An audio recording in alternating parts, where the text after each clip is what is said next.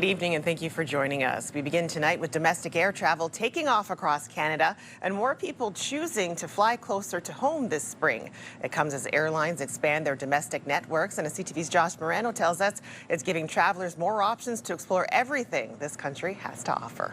For 92-year-old Yoka Lissenberg, flying is all about family. I have a family in St. Martin. I have a family in Holland, and I live in Canada. She says she still flies abroad to visit loved ones, but notes lately she's been choosing to stay within the country more. I do more Canada and Holland, but before like Germany and France. New data from Statistics Canada shows domestic air travel is on the rise. In March, the number of passengers screened for domestic flights was up 10% from last year.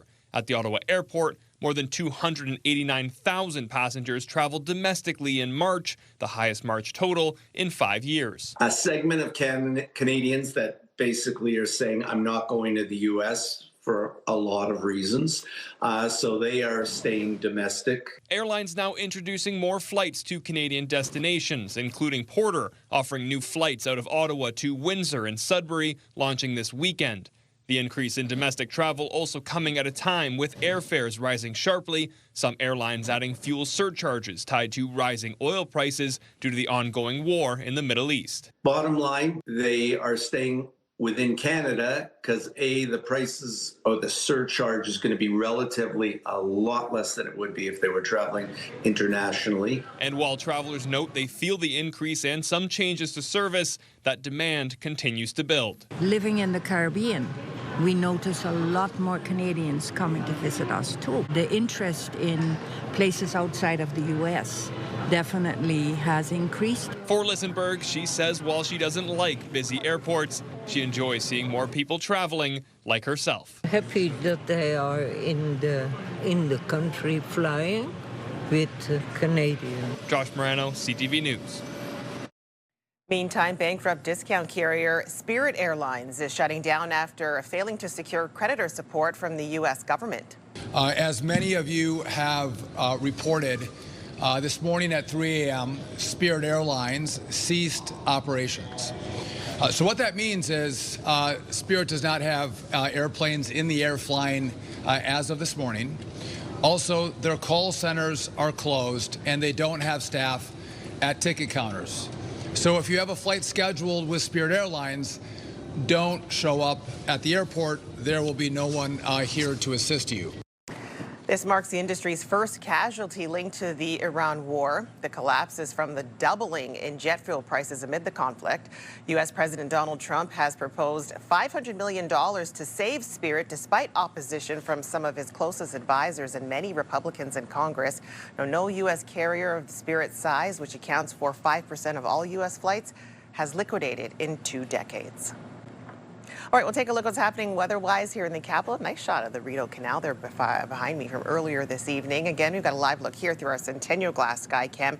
We're sitting at 5 degrees here in the capital. Now, looking at what's happening, we do have a chance of showers in the overnight hours here in Ottawa.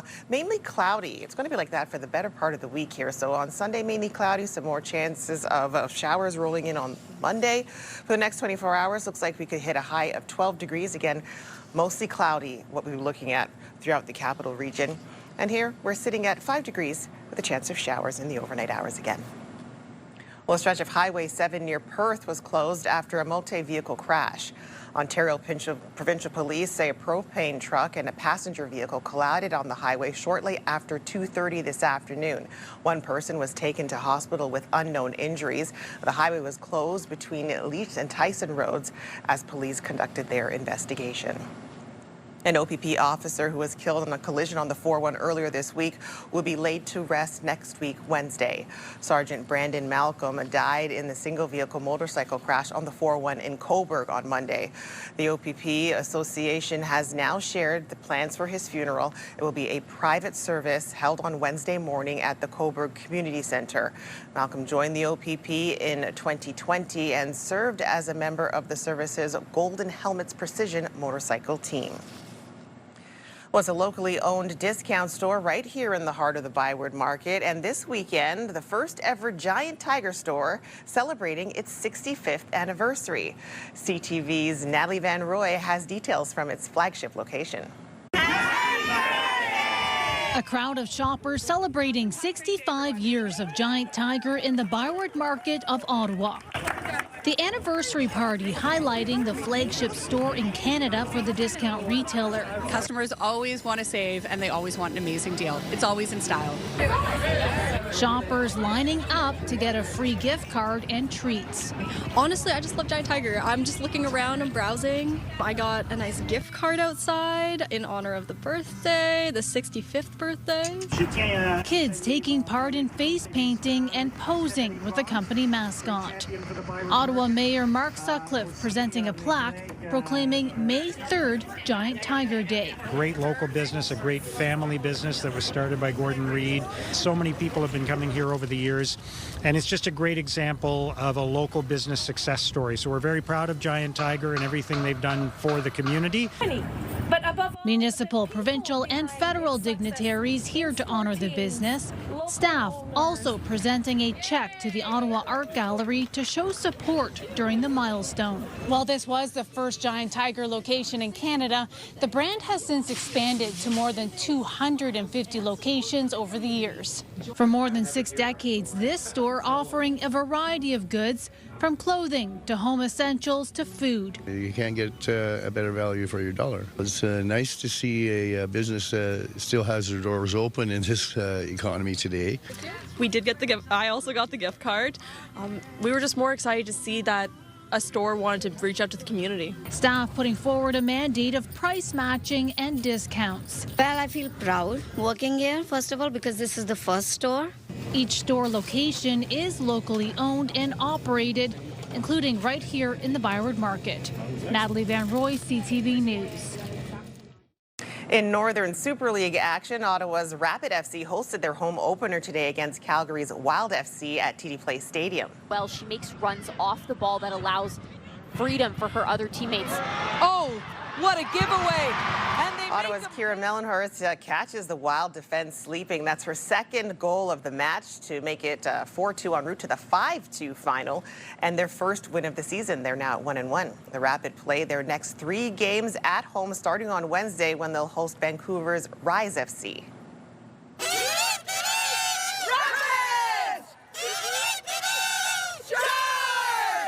And after the game, the club invited fans onto the field to celebrate the win, meet the players, and again stay for a very special watch party on the big screen. Fans encouraged to bring their lawn chairs and their blankets to take in all the action in Game 2 of the Ottawa Chargers Walter Cup semifinal series against the Boston Fleet.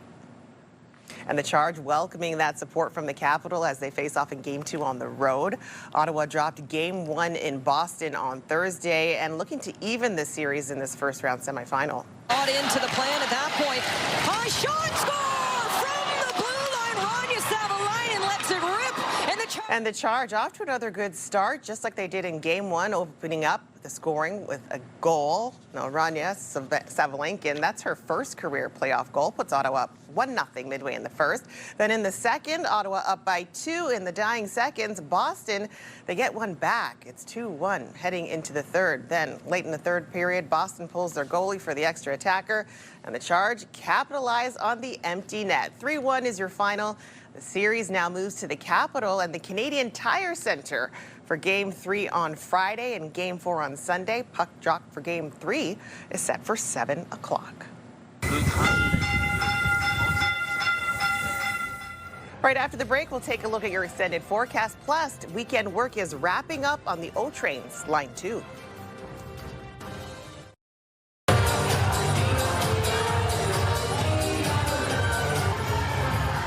Rewinding the clock and busting out some moves. That's a look at Move 100's Millennial Mixtape Dance Party at the Museum of Nature, hosted by The Morning Show, Sophie and Jeff. It was a throwback to the 90s and early 2000s with a photo booth. Great music, great fun, and of course, great company. Well, a reminder that sections of O Train Line 2 will be offline again Sunday morning as crews wrap up work on the track switches. From 7:30 to 11 a.m., Line 2 trains will operate between Linebank and Carleton stations, and R2 buses will operate between Carleton and Bayview stations. All right, we'll have another look at what's happening for your weather here in the capital. We'll take a look through the Centennial Glass Sky Cam. We're sitting at 5 degrees again here in the capital, mainly cloudy conditions, and that's going to be sticking with us for a while. We've got some clouds in our forecast for Sunday, Monday, into next week as well. And it will be some rain toward the end of the week. So we're sitting at tonight's lows at the freezing mark, 0 here for Ottawa, same thing for Cornwall, +1 for the rest of the Seaway, -2 for Bancroft. We've got -5 up toward Kittigan-Zibi, -2 for Petawawa and Gatineau, 0 for both Kemptville and the Montreal area, -5 up toward Maniwaki. Now, as for Sundays, your highs, 12 degrees with a mix of sun and cloud, mainly cloudy here for Ottawa. Same thing for Pembroke, Kittigan-Zibi, and Cornwall. We've got 10 degrees for Bancroft, and for Kingston, 9 degrees if you're heading toward the Trenton area. 12 degrees for Petawawa, Gatineau, Kemptville. Up in Maniwaki as well, mainly cloudy in all of those areas as well. We could see some more showers toward the Mont-Tremblant area and toward Montreal. Their high for tomorrow is at 13 degrees. Here's how the week is shaping up. Again, a mix of sun and cloud, mainly cloudy for your Sunday, 12 degrees the high. Then we're looking at toward Monday, Tuesday, and Wednesday and Thursday. Chances of showers right throughout the week. We're looking at, the mid and high teens, though, to start us off. I wanted to learn a lot more about the history about it as well, and see also the future and what their plans are. All right, coming up, discovering unseen corners of the community and connecting with neighbors on the annual Jane's Walk.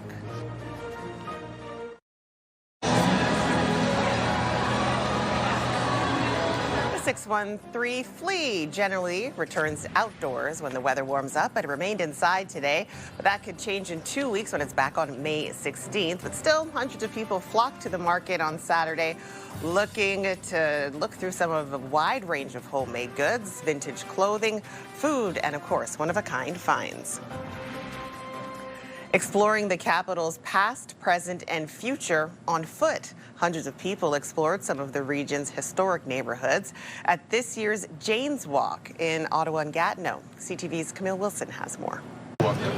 Friends Connie Bryan and Sherry Arnott on a tour of history through one of Ottawa's most popular destinations. I mean, the ByWard Market's an area you hear so much about, and it's not an area I come to much anymore, and I wanted to learn a lot more about the history about it as well. With little personal time to explore on their own, the pair thought Jane's Walk was the perfect time to get to know the city. I find Ottawa quite interesting, and I've worked for a long time, and I just haven't had the time to do these kind of walks. Jane's Walk spans approximately 70 countries across the world. This year, more than 50 walks in the capital region, giving people a chance to learn. Next year is the 200th anniversary of the ByWard Market, so it's about learning about the history of the market, but also looking towards the future and the city's plans. Named after activist Jane Jacobs, a late author and urbanist who changed the way people think about how cities are planned.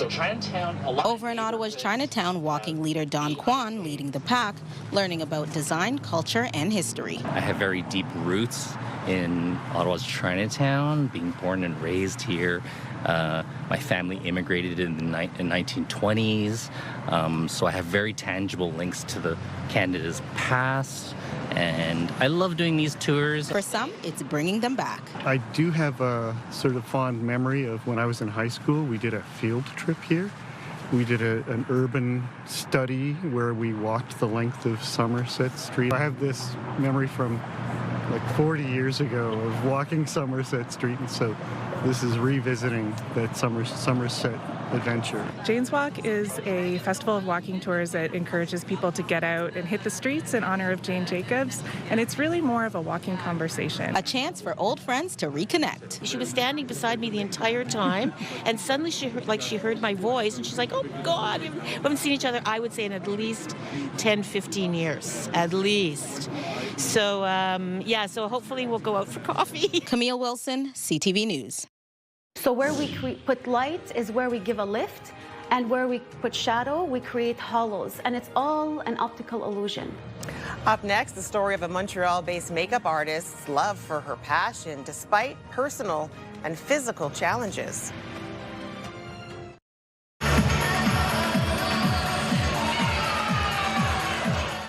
Kids aged 6 to 18 taking part in the Ed Laverty Legacy 6th Annual Football Skills and Drills event on Saturday. The action-packed afternoon was led by pro and amateur football players and coaches, helping young athletes develop the essential skills needed to play the game.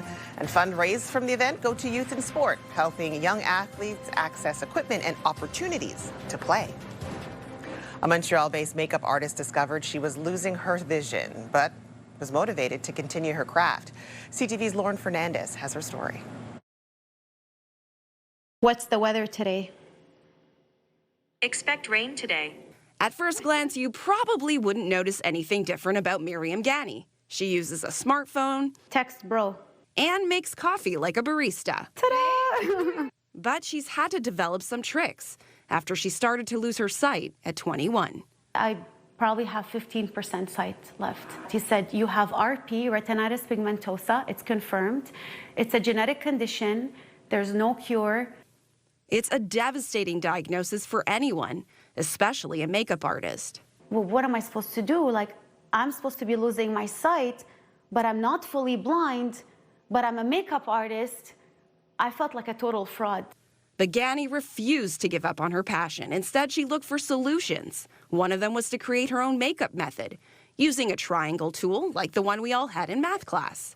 So where we put light is where we give a lift, and where we put shadow, we create hollows. And it's all an optical illusion. That's what it is. And it's the same thing, like if we, this is what happens basically if we put this triangle here, you see that this is where we need to apply light. So right here. And that's not her only secret. Because she's learned Braille, Gani uses that skill in applying makeup. I have a blush. This one is a lighter one. I have one dot on it. It's a light pink one that I'm wearing today. Miriam hopes she can play a part in making the beauty industry more accessible. Being someone who's blind and visually impaired and still being able to enjoy beauty, makeup, fashion, colors, that's ultimately my goal. Gani has been so successful, she's become a motivational speaker at various schools and organizations. Her message, don't let obstacles, no matter how big they may seem, stand in your way. You could lose your sight, you could lose money, you could lose material, you could lose friends, but one thing you'll never lose is your character. Connecting with people, allowing them to see beyond sight, to see beyond limitations. And her story of resiliency has no end in sight. Lauren Fernandez, CTV News. You are here to help us through our current scandal. Click, click, click, click, everywhere. Coming up, The Devil Wears Prada 2 is now in theaters. We'll tell you about the limited edition candy that's been released to help celebrate the sequel. Hairstyles, courtesy of Salon Fiorella. All right, let's take a look at your wake-up weather and the forecast for the week ahead. So we've got some partly cloudy skies to deal with. We do have a chance of showers in the overnight hours here for Ottawa. Again, 4 degrees is what we're waking up to. Then on Sunday, mainly cloudy. 12 degrees will be the high, and then some rain will be coming in. Chances of showers right throughout the week, Monday through to Thursday again. Monday looking at a high of 18 degrees, an overnight low of 6. Then on Tuesday, 16 degrees will be the high again, then hovering around the mid-teens to round us out for the rest of the week. The sequel to the smash hit The Devil Wears Prada is now out. You are here to help us through our current scandal. Click, click, click, click, everywhere. But I did not. The much-anticipated release sees Meryl Streep and Anne Hathaway return to the big screen for their iconic roles, and M&M's is releasing a limited edition color to celebrate the fashion-forward flick. They're not just blue, not turquoise, not lapis, they're actually cerulean. The cerulean-hued candies are a nod to Meryl Streep's iconic line in the original movie. The M&M's come in a box with a sweater pattern. Again, another nod to the original. And they're available now in limited quantities for free on the M&M's website. I think I want to get my hands on a couple of boxes of those. They look really tasty and very cool. I'm going to go see that movie on Tuesday, I think. All right, well, that's CTV News for this Saturday, May the 2nd. CTV News continues online anytime with our digital team, keeping you up to date at ctvnewsottawa.ca. You can also watch our newscast live on the CTV News app anytime. And for News on the Go, listen to News Talk Radio 580 CFRA. From all of us here at CTV News, thank you so much for watching. I'll see you again tomorrow on CTV News at 6.